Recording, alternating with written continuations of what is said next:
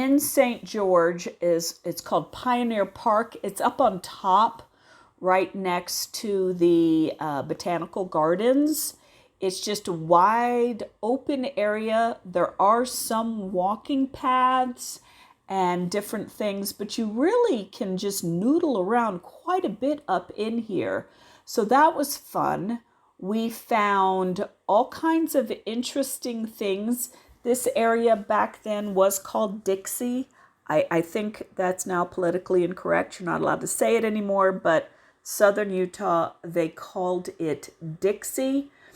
And Red Rock country, just dry desert. But I personally find it beautiful.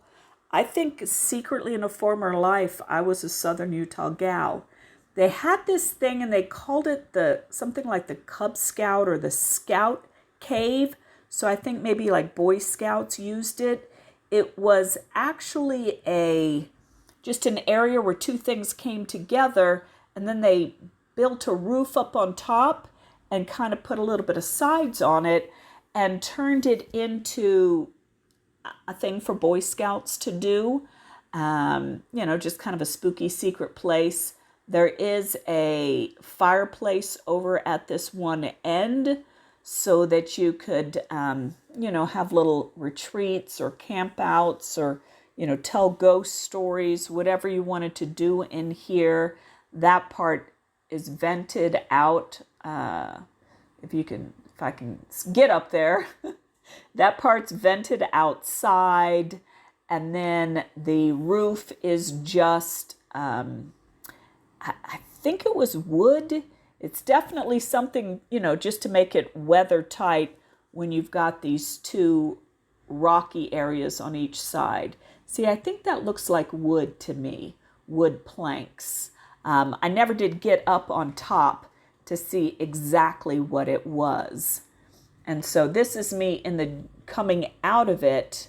I didn't go up high enough to see the on top, but I did go around this area. It is sandstone, but which is actually quite grippy.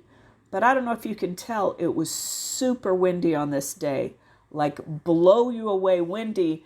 And so I'm already paranoid of hurting my feet and ankles as it is. So I was extra paranoid when it was that windy. I don't want to slip and fall and get CRPS in my feet. But we had a great time just finding all the little things that we'd seen different YouTubes and TikToks on.